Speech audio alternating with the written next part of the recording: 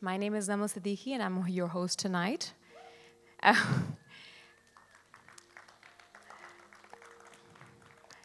Assalamu alaikum, and a good evening to everyone.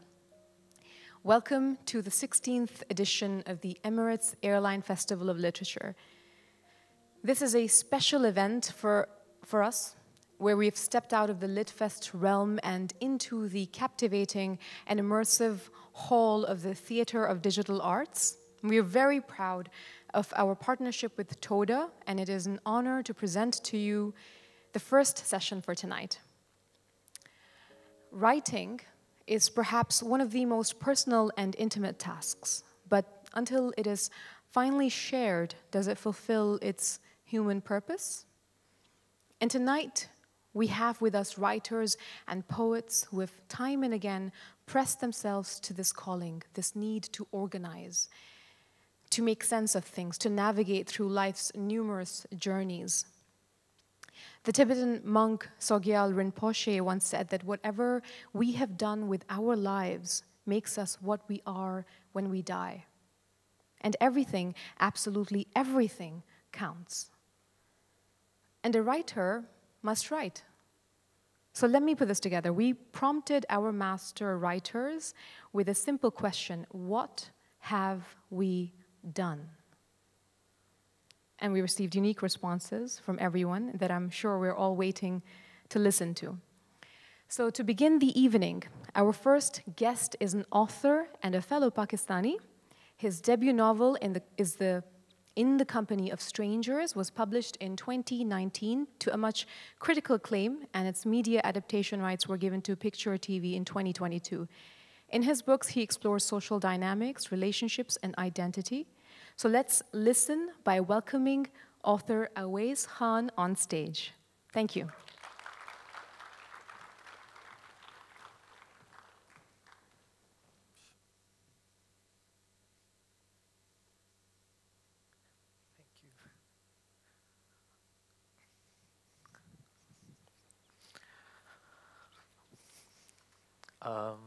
Hello, everyone. It's really nice to be here today. I've been sent first, as you can see, as a sheep for slaughter. So I hope, that you enjoy what I have to say. We were all, like Namal just very kindly said, that we were all given this pitch. What have we done? So I have a very different take on it. I would like to start with, and I'd like you guys to tell me that how many of you have had this how many of you have felt overwhelmed by the sheer amount of things that you have to do every day? I mean, I can raise my hand, obviously. We live in a culture where we prize doing, the sense of achieving. And because of that, there is so much pressure on us that even when we speak to each other, we're always asking, what are you doing today, tomorrow, next week, this year? Even on holiday, we're constantly under pressure to do as much as we can, which is actually pretty crazy, considering that holiday is time to relax. So in our daily lives, we're constantly being bombarded by stuff that people are doing, people are achieving, especially on social media, and God knows social media is not real. I mean, you know it, I know it, we all know it, that it's not real, and yet we still think it's real, and we want that life. And then that makes us push all the more harder to get that life, and we do even more. So we jump on that bandwagon, and we're like, do. And we don't think of the repercussions that it might have on our health. Now, I'm not sure how familiar you are with lives of authors, but even as authors, we're constantly under pressure to do more. We need to think of the next big idea for our book. We need to write, research, edit, proofread, write that next book that'll make us a millionaire, make it the next bestseller, and bring in those millions of pounds or whatever. So we're under this pressure as well. And then once we've written it, then there's that pressure to market it, to promote it, to network, to make appearances. All of that gets a bit exhausting, all this doing all the time. And one thing that you'll notice when it comes to doing is that doing always has a timeline to it. There's always a deadline that you're trying to fulfill. And because of that deadline, anything that we do or everything that we do becomes something that has to be done, not something that we love doing. Even if it is something that we generally love doing, because of the deadline, it becomes something that is absolutely necessary, and it takes the joy out of things. And unfortunately, doing is also associated with monetary returns. So that makes us push harder, and for that elusive success that we see everyone else on social media getting. And we all say that one more hour, one more week, one more year, and then I'll slow down. But how many of you can tell me that how many years have passed since you've thought of that and haven't really slowed down? I'm sure there are several of you who've really never paused at all and just kept on going and going, which is basically what I've done as well, so I'm no one to talk.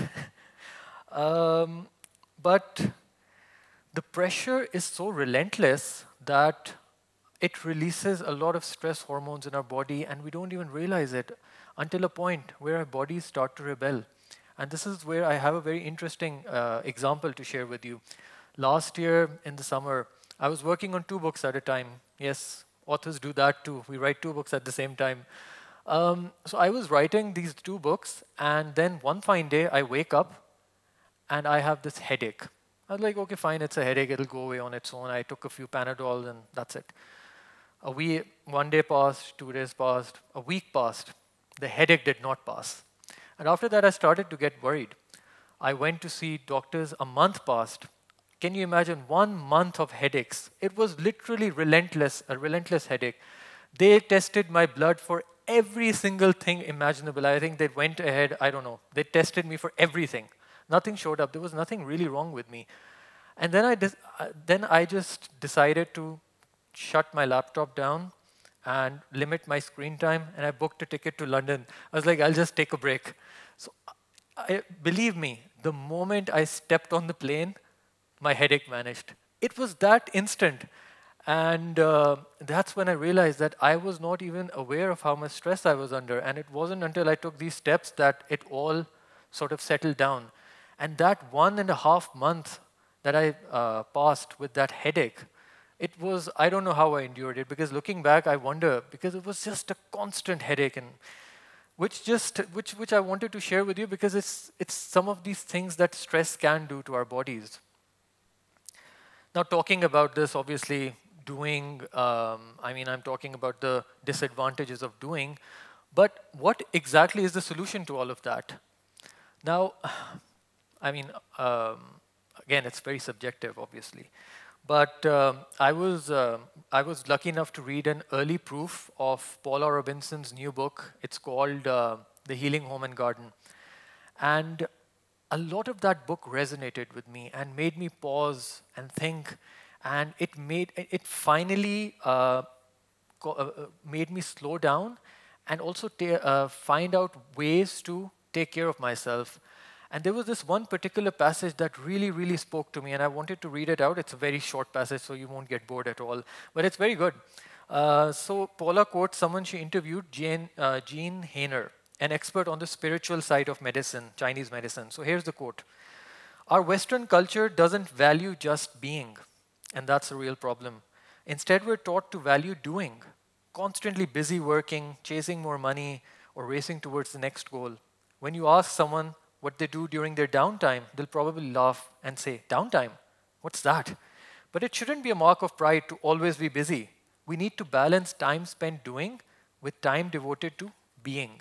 And that exactly is my solution as well, that being. Now, what exactly is being? So I thought about this quote a lot, and it made me think, and it made me realize that being is timeless. So there is no deadline to being. Being can be something as simple as breathing, or savoring a cup of tea, or looking outside your window at the scenery or at the flowers. So And being is unique to everyone, and it should be unique to everyone. I mean, what works for me shouldn't be working for you. I mean, we're all unique. It should be and it shouldn't be. So being is sort of kind of unique. It's something that brings us joy, a sense of deep relaxation. It got me thinking, and I was like, what is it that makes what does being look like for me? And I realized that for me, it was savoring a cup of coffee. I don't think I can live without coffee. Taking a walk, especially outside. And that's what I did when I had that headache as well. Even though I'm not sure if you're familiar with Lahore, but Lahore gets temperatures of about 50 degrees in the summer. It's kind of like Dubai. But even then, I was like, I'm going to have to take a walk just to feel a little better. And for me, it's also enjoying a book that I've chosen myself to read and having a nice long bath. Which brings me to another very funny example, which I think you guys will enjoy. That before coming to Dubai, I was working on this book, again a book, and there was this deadline, again a deadline. So there were these plot strands that just wouldn't untangle, no matter how much I tried it. So when I arrived in Dubai, the festival put us up in a hotel, really nice hotel, and when I went into the room, I realized that there's also a bath there, not just a shower. And I was like, okay, let's just take a bath. And I wasn't even thinking about my book. I was just enjoying the moment, and just like just like that, the solution came to me. The plot strands just untangled. And this is exactly, I think, what being is. That inspiration strikes us when we least expect it to. So I was literally running wild trying to solve this problem with my plot, and I just couldn't get that solution. And it just took one soak in the bath for it to work out. So this is the power of being. And these are some personal examples from my life, so just so you know that I'm not exactly lying about this. So I don't know about you, but I feel that I'm very tired of this whole 24/7, 365 days a year thing. I want to spend more time being every day. For one thing, it makes me a much nicer person as well when I'm under less stress. So that's one added bonus. But also I know that taking time to be will also ease my mental and physical pressure that I'm under. So if what I've said resonates with you, then take some time to think about what being looks like for you. What is that sense of relaxation that you associate with? It doesn't matter. One thing that I want to clarify here is that it doesn't matter what other people think about what relaxes you, because believe me, I'm from Pakistan. I know what judgment looks like. We're judged 24/7 in Pakistan. So I've learned, I'm in my mid-30s now, I've learned not to care. After a point, I just don't care, because one thing that brings me relaxation is humming songs. So I love these Bollywood songs. Not the latest ones, I don't like them. The ones from the 90s and early 2000s, so I love humming them out loud. And sometimes I used to hum them on the tube in London, and people would give me these weird looks that look at this. And even my family sometimes laughs at me. They're like, what is wrong with you? Why do you keep humming these songs? And I'm like, it just makes me happy. It brings me peace. So I don't really care what anyone thinks, to be honest. I'm just go ahead and hum all these songs. So I feel that just like that, you guys should also probably figure out something that works for you. And I think that we owe it to ourselves at some point to take some time out of our busy schedules to just enjoy the sense of being rather than be caught up with doing all day. So the next time someone asks you that, what are you doing? Surprise them. Tell them that you're just enjoying your cup of tea, or you're enjoying your walk outside, or maybe you're enjoying your favorite book, or whatever it is that forms part of your being. You never know, you might actually inspire them to get off that hamster wheel of doing and discover the joys of just being. And that's where the beauty of life is, I think. And because we live in a very technologically advanced world where we're constantly on the go, so finding these little moments of, these small moments of joy, I think are absolutely essential.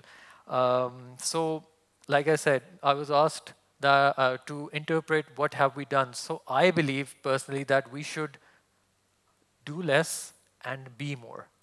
So thank you. I hope you enjoyed it.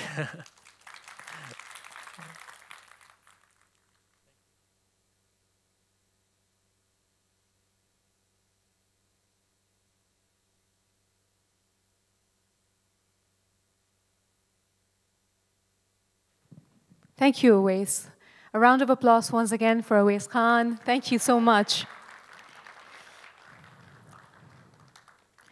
Our next guest is a poet, performer, and broadcaster who has published over 100 poetry books for adults and children.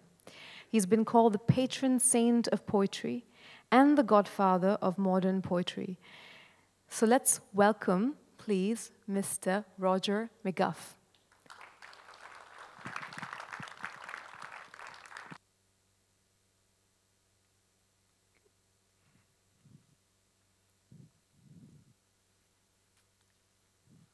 Thank you. Good evening. Good evening. Good evening. Hello there. Hi. Now, I must tell you a secret, really. I came here later on this afternoon and met some of my fellow performers for the first time. Really good poets, great writers. And one thing struck me, and I think they're all younger than me. Maybe wrong, but I really think that I'm the oldest. So I thought I'll embrace this. Let me embrace being older by sharing some of the benefits of aging, of reaching a certain age. Now, this first poem I'm going to read, and it was commissioned by the company called Age UK in Britain. And they said, Roger, will you write a poem for us? And, you know, say all great things about being about being older, you know, the benefits, the good things.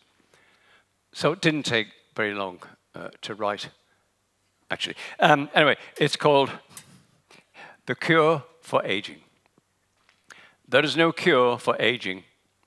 Death may be incurable, but growing old is not an illness.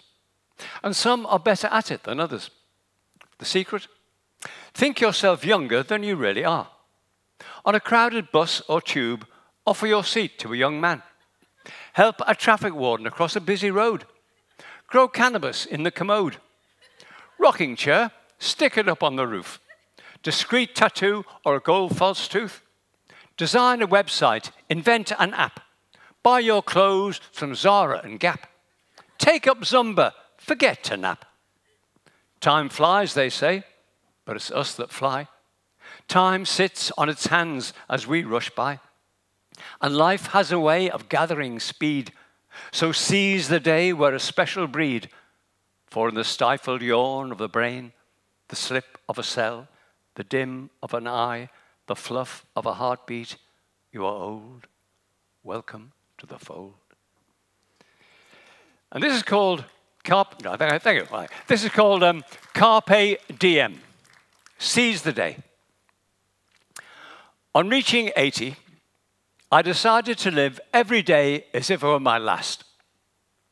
But after 3 days of lying in bed in a darkened room, I tore off the oxygen mask, opened the curtains, and sacked the nurse.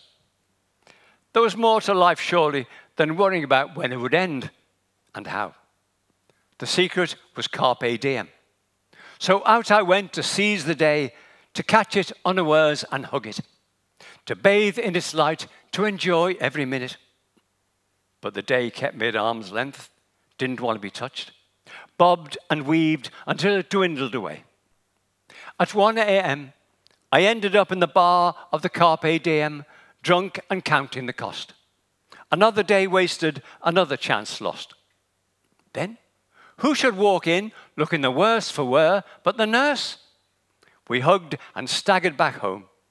She drew the curtains. We climbed into bed. No, we didn't actually. That was just a poem. That was just a poem, really. This next one is a villanelle, if you like, a little villanelle called A Joy to Be Old. It's a joy to be old. Kids through school, the dog dead and the car sold. Worth their weight in gold, bus passes, let asses rule, it's a joy to be old. The library when it's cold, immune from ridicule, the dog dead and the car sold. Global disasters unfold, relentless and cruel, the clock ticking, the dice rolled. No point having your fortune told, Have fun playing the fool. It's a joy to behold the dog dead and the car sold.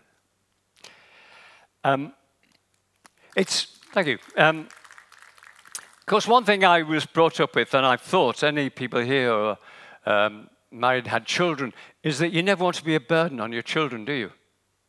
Do you? You don't want to be a burden on your children. I remember my grandmother said, I never want to be a burden on my children. My mother saying, I never want to be a burden on my children. And, we bring your children up. You make sacrifices for them, of course. But you don't want anything back, do you? Do you? This is called payback time. Oh, Lord, let me be a burden on my children. For long they've been a burden upon me. May they fetch and carry, clean and scrub, and do so cheerfully. Let them take it at turns of putting me up. Nice sunny rooms, the top of the stairs, with a walk-in bath and lift installed, at great expense, theirs. Insurance against the body blows of time, isn't that what having children's all about? To bring them up knowing that they owe you and can't contract out? What's money for but to spend on their schooling? Designer clothes, mindless hobbies, usual stuff. And as soon as they're earning, off they go. Well, enough's enough. It's been a blessing watching them develop. The parental pride we felt as each one grew. But Lord, let me be a burden on my children and on my children's children too. Thank you. Moving from old age to middle age now, middle age, and thinking about anyone here middle-aged? Possibly? Yeah. Anyone here like tennis? Anyone like tennis? So if you're middle-aged, like tennis, you might enjoy this poem called 40 Love. Middle-aged couple playing tennis. When the game ends and they go home, the net will still be between them. There you go. Moving to the final couple of poems, moving on to the environment, which we all take, of course, very seriously, as I do. And I think recycling is very important, don't you? Recycling. So here's a poem called Recycling. I care about the environment and try to do what is right. So I cycle to work every morning and recycle home every night. All right. Of course, we all have so much going on in the world, as we know, and so many worries to go. And we need things to take our mind off things, as well as embracing them, thinking about them, doing things about the environment and warfare and so forth. We've got to take our mind off things. And the arts, of course, are great. Painting, music, and so forth. But one thing is central, of course, to the festival here is the book. Book is very important. The writing of it, the reading of it, the sharing of it. There's a poem called Take Comfort. Take comfort from this. You have a book in your hand, not a loaded gun or a parking fine, or an invitation card to the wedding of the one you should have married but were too selfish. Always imagining there was someone better out there, but there wasn't. And now, as the body's pace slackens and the years sprint past, what are your chances of your finding that perfect, elusive partner? Highly unlikely.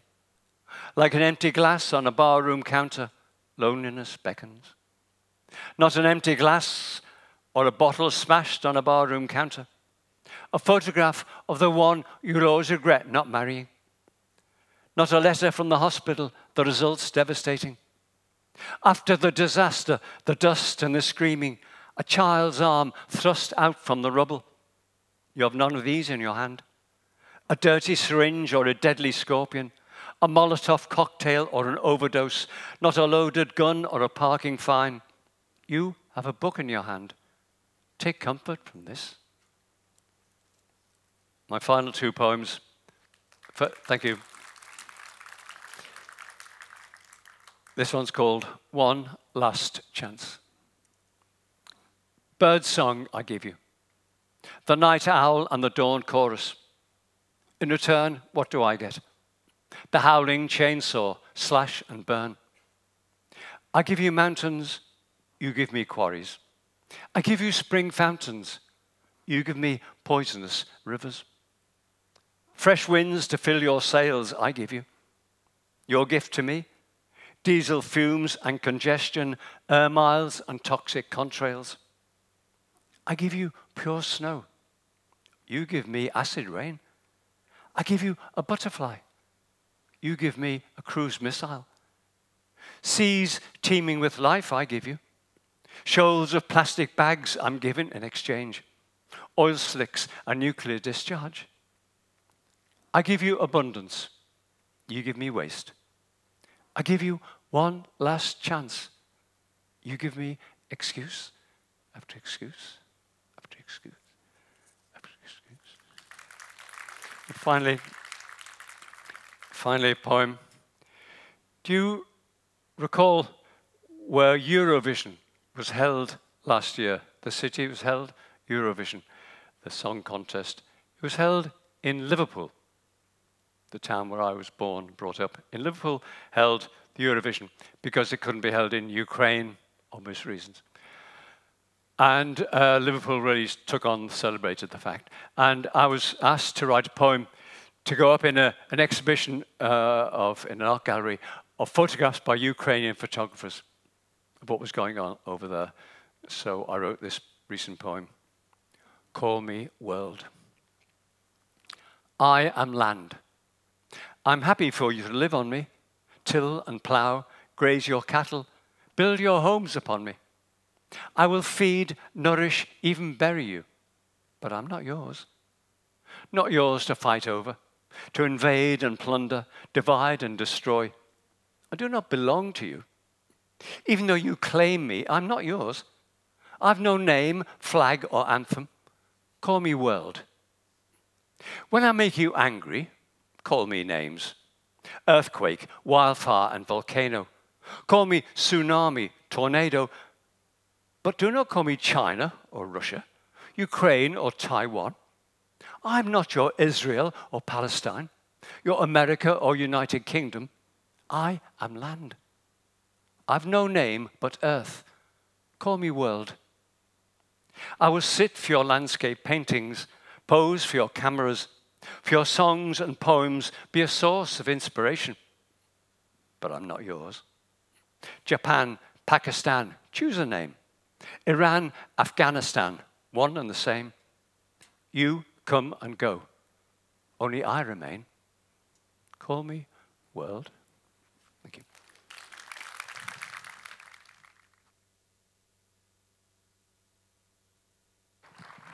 Thank you so much, Mr. Roger McGough, showing us how to live and speaking the Earth's language. So our next guest is a writer, academic, and novelist from Kuwait. Her short story collection, The Hidden Light of Objects, won the Edinburgh International Book Festival's first book award in 2014. Her latest work, An Unlasting Home, is a multi-generational saga that brings to life the triumphs and failures of 3 generations of Arab women. Please welcome Mai Al-Nakib. Thank you.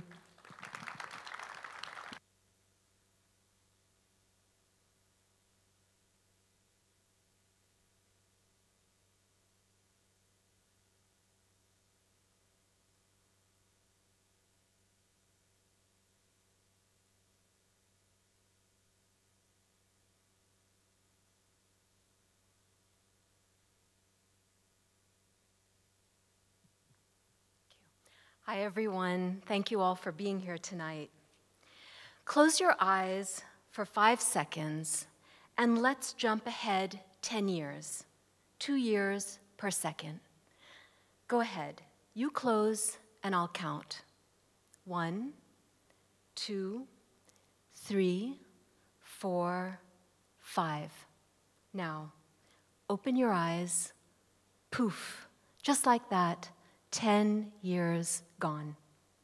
Seconds ago, your baby was a few months old, and here he is in 5th grade, navigating the dizzying tightrope between childhood and adolescence. Still young enough to crawl into bed with you, his lower lip trembling after a nightmare. Still young enough to tolerate your nose in his hair, inhaling deep into your lungs the residue of his single-digit years. But old enough to see red at the slightest sign of injustice. He is angry, your boy, in a rage at the unfair punishment meted out by his homeroom teacher, who saw only when he struck back in self-defense, not when he was struck first by a massive, overgrown beast of a child who surely couldn't be 10, who must have been held back a year, maybe 2. You try to explain to your boy that violence in response to violence is never the answer, but you don't quite believe the words as they come out of your equivocating mouth. And you remember what your mother told you when you were a playground kid. If someone hits you, hit them back. That is the simple equation of justice, eternal and all too human. And although you cannot share this insight with your son because it will get him expelled from school, you know that your mother was right. And you know, too, that your son, hitting back in righteous anger at the hulking boy who hit first, raging against the teacher who refuses to see the truth, is also more right than you. He is furious, your suddenly grown-up baby boy, over the endless bombardment of children, leading a school demonstration, flag in hand, marching and chanting for the murdered children his age and younger. They're all gone, he whispers in your ear when he wakes up in tears after another nightmare, wrapped tight in your arms, which, you suspect, communicate to him not a sense of safety or reassurance, but instead the frailty you feel and your desperation over the fact that the children of this broken world, him included, are not safe, and that the adults can or will do little or nothing to save them. Before long, all the children will be gone, and we, their blathering, ineffectual adults, along with them. In 10 years, but overnight, it would seem, your son's grandfather, your father, has developed early onset dementia. That he was a genius of the old school variety, encyclopedic in his knowledge of just about everything, makes it especially cruel. He spoke multiple languages, your father, able to name every muscle, nerve, and bone in Gray's Anatomy. A man who, when you were in your 20s, in the days before Google, you would call in the middle of the night at a gathering of friends, put on speaker, and ask some arcane question about whether hens need roosters to lay eggs, or what exactly dark energy is, challenging him to respond. It was a kind of party trick to entertain your pals, and your father would always oblige. You could never trip him up, his slowly unfolding answers both detailed and sweeping, your friends mesmerized by his unrehearsed eloquence. And though none of you ever checked the accuracy of his responses, you all knew that your father was spot on. His diagnosis came as a surprise because while yes, he did forget names, and yes, he did tend to repeat stories, hadn't he always done that? Isn't that precisely how family lore imprinted itself onto your genetic code and onto your sons? Because you, like your father, repeat your father's stories, your father's father's stories, your father's father's father's stories, and on down the line, because notwithstanding what his kind neurologist is telling you, your father seems to remember the past without any struggle at all. He remembers the final black-eyed glare of the man, his grandfather, who might have been king had the British not exiled him to what was then, in the colonial parlance, Ceylon, the way that wily Arab nationalists of all stripes were conveniently and violently done away with in those bleak years that now compose the dustbin of history you can't stop yourself from rummaging through. Better your father remembers his past, you tell yourself, than the all-consuming fire of the present, which before long will annihilate his history, his father's father's history, his father's father's father's history, and the future of his only child's only child. 10 years, you realize, when you see a photograph of yourself from 10 years ago, is history. And as your 50th year looms, your eyes have started seeing double at night, a pernicious variety of astigmatism, your ophthalmologist informs you with a smack of what you read as satisfaction edging his voice. This is the inevitable way of the aging eye, he seems to be thinking. No one escapes unscathed. And what's true of the eye is true of every other anatomical part that your once compos mentis father could have rattled off in his sleep. Your back and neck creak as you get into and out of bed. Your once concave stomach convexes, and your roots need a touch-up at least once a month. Your face is wrinkling in patches around those same stereoscopic eyes and around the corners of your mouth when you smile too broadly at people smiling. You're developing jowls, a crepey neck, and sunspots from living all of your life under the relentlessly beating sun. You've even experienced the tired cliche of glancing into the mirror, floored by the unfamiliar face staring back. An initial non-recognition, then a creeping realization that this uncanny doppelganger is you. A shock, no doubt, but also a kind of liberation of the not giving a damn variety. You're older, sure, but that means you're still alive, and to be alive still in this bombed out, burned up, cutthroat world is no small feat. 10 years nearer the end, and what have I done becomes the lament you fight to keep at bay. But you're sick to the point of vomit, of thinking about yourself in the first person, as the first person, the center of some meaningless melodrama on a speck of a planet, one of trillions in an expanding universe. No, not the ego-driven, guilt-ridden I, and not the evil I either, the one your grandmother muttered prayers against under her breath, protecting your beauty or brains or health or sheer existence in ways you cannot use to protect your own son or yourself. It isn't personal that way. It never was. Think of it instead as an evil eye writ large, spanning the entire surface of the globe that can only be countered together. You and I together makes we. So, in fact, the question must be, 10 years gone, and what have we done? Nobody listened to poor Greta. We rolled our eyes as the warnings avalanched down, burying our indifferent heads in the sand as scientists threw up their frustrated hands.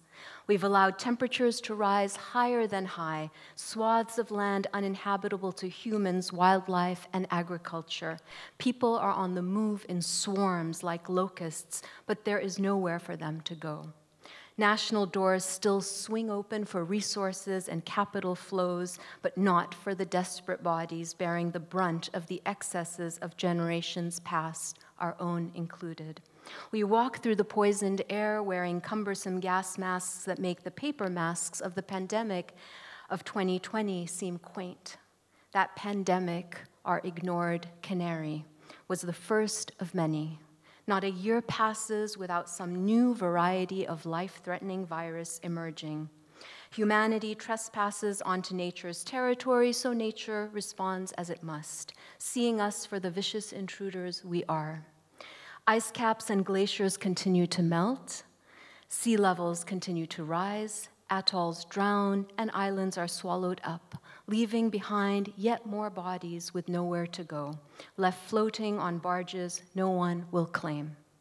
And worse than the horrors of nature we have unleashed upon ourselves, the wildfires, floods, heat waves, and ice storms, far worse than these apocalyptic events, which easily surpass the gruesome versions we've rehearsed ad infinitum in fiction and film, are the genocides and wars we have tolerated and tacitly condoned, the millions of human beings, the children, the babies, we have allowed to perish in our names. Yes, our names, because we did not stand together, not close enough anyway, not with the necessary resolve to stop it. But, like waking up in a cold sweat after a paralyzing nightmare and realizing in utter relief that it was only a dream, it is not too late, despite the devastating damage already done. Close your eyes and count backwards from 5 to 1. 10 years have not yet passed, though they will. Time does what it does, what it does. Your children will grow older quicker than you want them to. Your parents will die, leaving you bereft. If you're lucky, your life will race ahead full tilt. Wrinkles, jowls, compromised sight, declining body, all unstoppable. But we together, equally unstoppable. We can shape the time we have together towards something else, something good, so that when ours comes to an end, we will know that we have made some rippling difference and that we can die without fear or regret. Immortality comes by way of the good we do for each other and our planet. My son is yours. Your daughter is mine. The children of this world belong to us all. Their murder and the murder of their planet, that's on us. But so too is their rescue, if we only dare to take the imaginative leap required to save them. 10 years hence, instead of asking with remorse, "Oh, what have we done?" let us declare in unison, "Look what we've done," and see how much better it is. Thank you.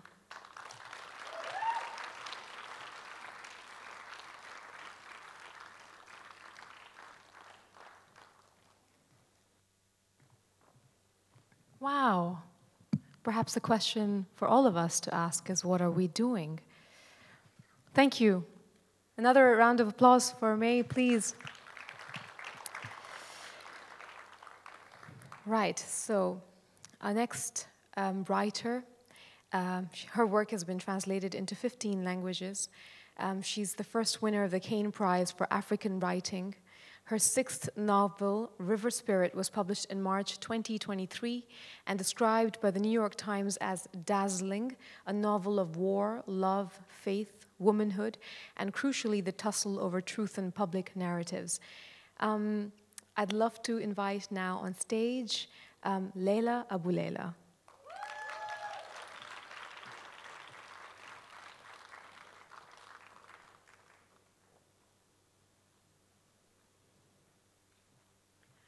Assalamu alaikum. Thank you very much for the Emirates Literature Festival for making all this happen. They're always very generous and welcoming. My mother was a professional demographer and the dean of a college. Often she worked from home. However, she never had a study or even a desk at home. She wrote her academic papers on the dining table and kept her books in a huge cupboard in the bathroom. While she worked, she would look up and see us playing, glimpse the cook in the kitchen, and watch the front door. It never occurred to any one of us, as well as guests who dropped by, that she must not be disturbed. The understanding was that we, her family, came first and her work was secondary. The understanding was that she was accessible and her work could be interrupted at whim. She did not have her own space. My grandmother abandoned her education when she got married. This was not by choice, but more out of a sense of obligation, the assumption that this was the expected thing to do in the early 1940s. She was in medical school, and giving up the dream of becoming a doctor was a loss that she mourned throughout her life. She poured her ambitions onto her two sons, who both became doctors. My grandmother never held a job or pursued a career. She rarely went out and never on her own. She did not know how to drive. Instead, my grandmother had an inner world, a world in which reading was essential, in which gaining knowledge was a reason for life. My grandmother wrote with a notepad on her lap. She wrote about the life of the Prophet Muhammad ﷺ, gleaned from reliable biographies. She filled notebooks with the tafsir of the Quran written by Ibn Kathir. She would do the household first thing in the morning, even the cooking, even the salad. That was her exact wording, even the salad. She would get all this out of the way and then start reading. I learned this from her, not to cook first thing in the morning, but that housework was something to be done without fuss, not worth talking about or dwelling on. Housework was something to get out of the way so that I could do what was more important to me, and that was reading and writing fiction. To read was to know more and understand better, to be able to help all the family members who needed that most precious thing, wisdom from someone who knew them, direction from someone who loved them, advice from someone who knew more than they did. And writing was to put your thoughts in order, knowledge into words, facts that were important made valuable by the transmission on paper. Cooking and household chores were less important things to get out of the way efficiently and with as little time as possible. Because my grandmother read, she had strong opinions and a vast influence over the men in her life. She was not helpless. She was endlessly resourceful, always well-informed, always learning. When you rarely go out, every outing becomes an adventure, each new encounter loaded with meaning. You see the world in free hues, details jar or trigger delight. As a child, I was close to my grandmother, tagging along with her on her occasional outings. She would share her observations with me, astute comments about people and accurate assessments of the changes in a particular neighborhood. Little escaped her attention. She was vividly aware, engaged, never absent-minded. So much fascinated her. Sensitive to my restlessness, my adolescent boredom, she talked to me for hours, held my attention, and said things to make me smile. With me, she was all softness and gentle laughter, the joyful lilt of her voice when she welcomed me after an absence, a flood of goodness and acceptance when she hugged me, as if the world was a sweet, simple place, and I was an angel, my every instinct the correct one. Tenderly touching my face, sharing her talcum powder, reaching out for a biscuit, chuckling when I, so shy and tongue-tied with everyone else, burst out with comments or snatches of stories. And I could tell her everything. Nothing shocked her, nothing was beyond her reach, her scope of knowledge. She was not hiding in the past, not cooped up in tradition, not wearing blinkers. She was fascinated by life, its changes, its developments, whether political, scientific, or artistic. People's motivations fired her imagination. She had time for their dramas and vulnerabilities. Even passerbys in the street would merit her speculations. She was the one who unintentionally taught me how to make up fiction by filling in the missing bits of fact and by letting fascination be my guide.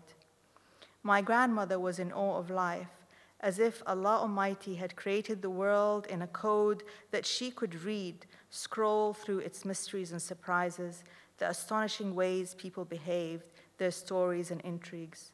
All this she did from her mission control center. Not many rooms, a strip of a garden, the few times she went out for walks. I remember her sitting hunched in her chair, which was angled towards the Qibla, reciting from the big open Quran on her lap. I remember her broad mind and her enlightened opinions, our interests similar, her voice in my ear giving thanks for it all. My mother's life was very different. In the 1970s, she traveled alone to London to study for a PhD. She found her own way to the Friday prayers, that were held at the Regent's Park Mosque. The mosque was still under construction, and she prayed in a makeshift tent. For the first time in her life, she heard an imam speaking in English. This delighted her, and when she came home in the holidays, she told us all about it, mimicking his heavy accent and making us laugh. My mother was ahead of her time. She insisted on working even though she did not financially need to. She became more educated than my father and worked in academia. She rose to become a dean of a college. She was one of the first women and the few who drove cars. She even went on Hajj alone, not once, but several times. My mother was, still is, as she recently turned 80, afraid of no one. She taught me that caring about what people think of you is a total waste of time.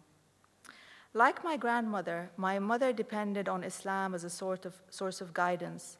In every choice she made, in every decision, she would go back to the Sharia and assess for herself what the correct course of action would be. But at the same time, she could look beyond a cross and deep within the rules. Nurturing their interior worlds with as much care as other women pursue beauty treatments and self-care, both my grandmother and mother developed autonomy of thought. They knew themselves to be more than mothers and homemakers. It is easy for women to be swamped by the needs of others, and not only the babies waking up at night. It is easy for women to have empathy for sons and endless times for daughters, to support partners with everything they have, and to be there for friends and community, to stand in the kitchen for hours, to go back and forth on hospital visits. But in the alone time, my mother and grandmother knew that they were individual souls in life's journey. They would be buried alone, and they would account for their actions alone. Unlike my grandmother and mother, I have had a study and a desk to myself for almost 30 years and 5 house moves. I write undisturbed, surrounded by my books. The books I love and those I need are within reach. And my own books too, 6 novels, 2 collections of short stories, and radio plays I could not have written without the space and free time, without the assertion that I did not want to be disturbed. For others, my study is not a welcoming place. There is no seat other than the one I am using. It is a selfish place that states that I am unavailable except when strictly necessary. I am not out of reach, but I might as well be. Neither my grandmother nor my mother had a room of their own, but I do, and I am deeply grateful for this privilege. My daughter left home after graduation to work in another city. Now in her mid-20s, she lives alone with her own sitting room and her own kitchen. She has a desk at home and a desk at work. At her age, I would have been terrified of living alone. I would have been overwhelmed by the emptiness I did not share. Neither my grandmother nor my mother nor I ever had the private space that my daughter and many young women of her generation now have, but we made do with what we had, the alone time, roaming in our inner space, feeding our intellect, pampering our minds, caring for the health of our interior self, and giving it the highest priority. Thank you.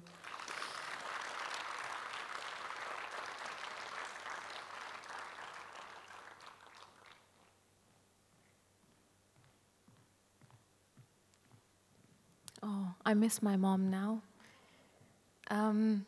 To all the mothers, to all the women who've showed us how to live fearlessly, let's clap.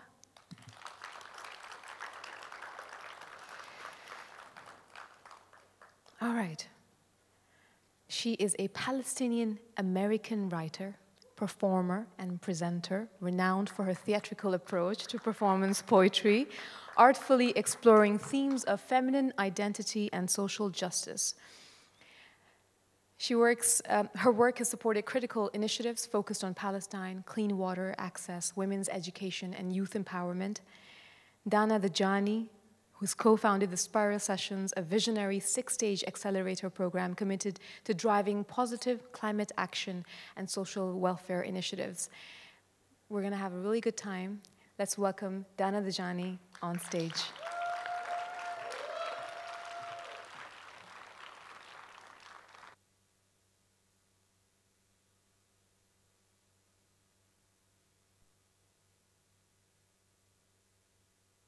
Assalamu alaikum. Good evening. Thank you all for being here. It is an honor to be among such esteemed writers at the Emirates Lit Fest. My name is Dana Dajani, and I'm going to be sharing 3 poems from my debut poetry collection, which is called Heartwood Poems. It's a collection of art and poetry about self-love through every season of the heart and human spirit. And it is fully illustrated by myself and an Indian artist named Ghana and B, who also designed the outfit that I'm wearing. And I send much love to her tonight. She's really with me in spirit. I want to, she's incredible, truly. Tonight I will be performing 3 poems, and they will be accompanied by music. The first track is composed by my cousin's son, Sattam Majali. He is 15 years old. Just keep that in mind when you hear the music.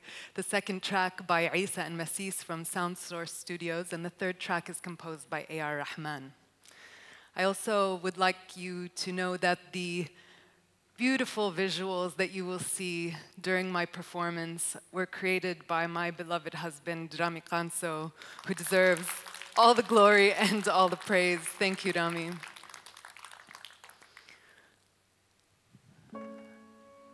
Mother, what have we done? Motherland, motherland, Mother Earth. To you we belong, and to you we return.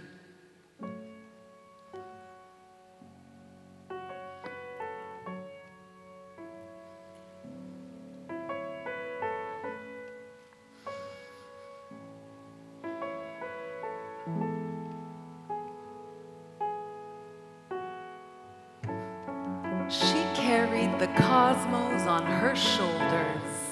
Crescent moon swooped down to hold her, nestled into nebula nightly. Even sleeping, she burned brightly. She spread the sun's rays through her fingers. So for years, the light still lingered, an umbra of her aura, which seduced fauna and flora to dance around her as she tiptoed.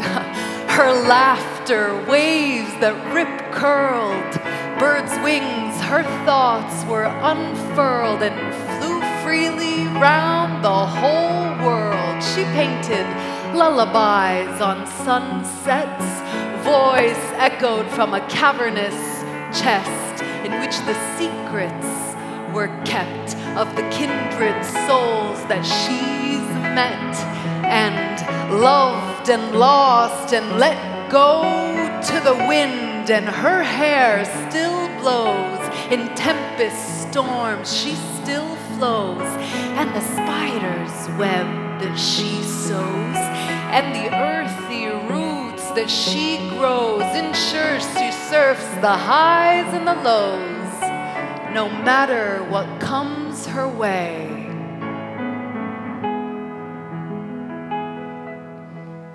On any given day, we call her mother, call her rain, but by any other name, we honor her, nature, all the same.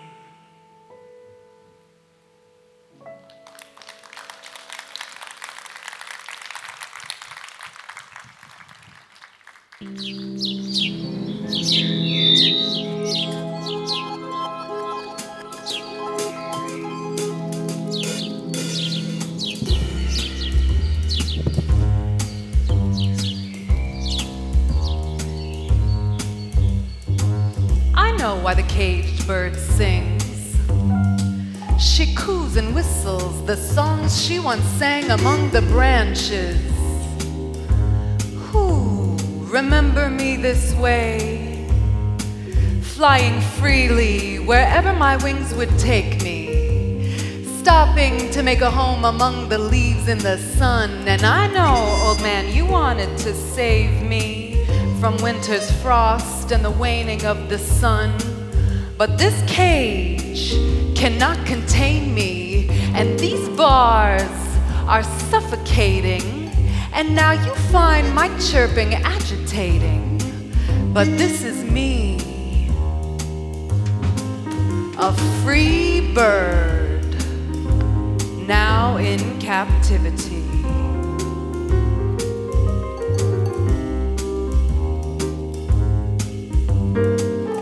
You keep me warm and fed, but I have no sky to dive into, no vast and endless blue. Instead, these bars surround me, and I'm starting to resent you, old man, for holding me captive.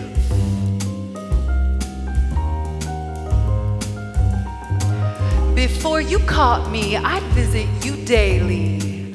Our special moments were savory. You'd offer seed and I'd eat from your palm. Then in return, I'd sing you my songs. And we'd go on with the rest of our days, knowing that when tomorrow came, so too would another chance to say hello, connect a bit and grow the bond of trust, of love.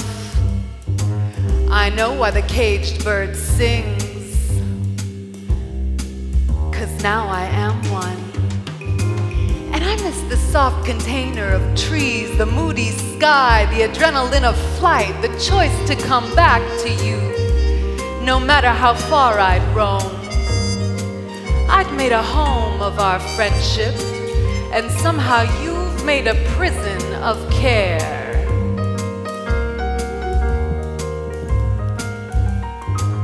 The weird thing is, you brought me inside to spend my days with you, but most of the time you're not home. So what's a bird to do with all this time alone in a cage? You tell me, babe. I started to chirp a little louder with more frustration, and this disturbed your peace. You put me out on the balcony so you'd have some space and quiet. My songs aren't special anymore. You only visit to feed me, and even that sometimes you forget to do, and then I'm left waiting for you, in need of attention, unable to provide for myself, stuck in this cage, and inside me swells rage, swells grief, swells longing for the old days when our love wasn't contained. I didn't have a name, wasn't your pet, just a special bird with whom you'd connect, a source of joy throughout your day. Now caring for me is a chore, an obligation, and I understand you had the best of intentions to keep me safe and protected. But I will die here. My passion for the sky will turn to cries here. I will wither away. I will never fly here. I know why the caged bird sings. If you listen, you can hear the sorrow in her chirping, the longing. But this bird has many songs left to sing, so let her go, knowing that when she comes back to say hello, it's because you uplift her soul, and she loves you from her bones, and your relationship is light, built on trust, and she can take flight and come back to whom she loves.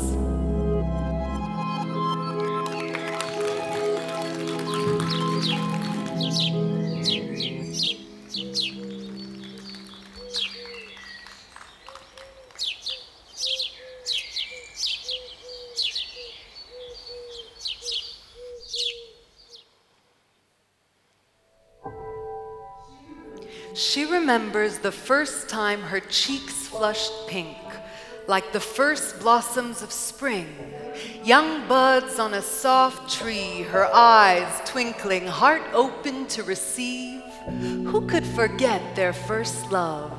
So green, she gave everything. He put her above the queen, virgin earth, her heart a seed.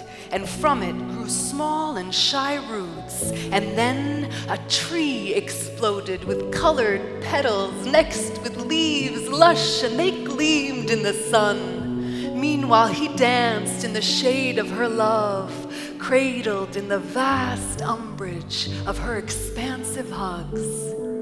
He was the sun who shone bright all summer long. Then come fall, began to peek his head about a little less often, and she found herself wilting, her once bountiful garden now red with rage. And soon hardened blows of winter came. No lover to be found asleep on the frozen ground. Instead, her heart felt barren now, not comprehending how the season came between them. My leaves will never grow so green. I will be a dormant tree. Draw up my roots right back to me so that no one dares to sleep here, then leave. But nature has her way. Though our intentions may be strange, and eventually a new year came, and with it, another season to thicken her trunk and make her consider another love.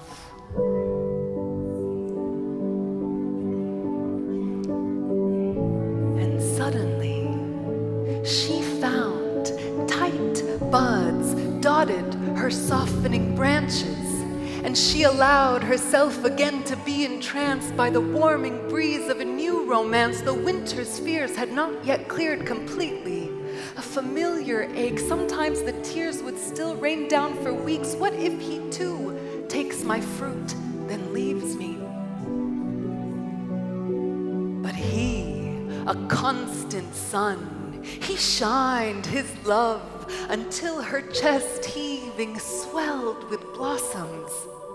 Beaming, she was shocked to discover she had more to offer this new lover. Bigger, bolder flowers were gifted from her fingers, and soon the thought of seasons past no longer lingered. Another year, another love, another ring around the trunk, she thickened by the rungs, no longer weak and overcome. She realized just how much she had to give. The loss of love no longer made her doubt her will to live and become. Rooted, grounded she was. And soon, even if he, a final leaf, quit hanging on, she had no reason to fear. She knew spring comes every year. Thank you.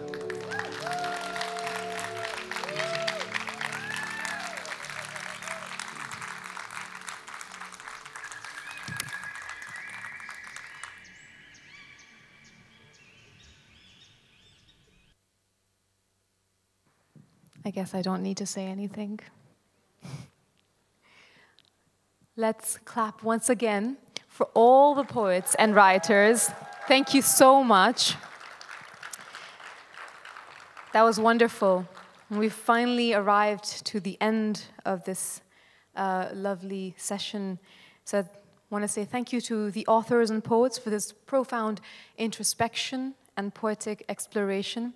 We posed a question that echoed through the corridors of history, resonated in the depths of our souls, and lingered in the air like an unspoken plea. What have we done? I hope you've enjoyed this inquiry of a human existence, and I hope it has risen a curiosity in you, or even a fire. So thank you so much for being here. Thank you to the audience. Clap for yourselves too.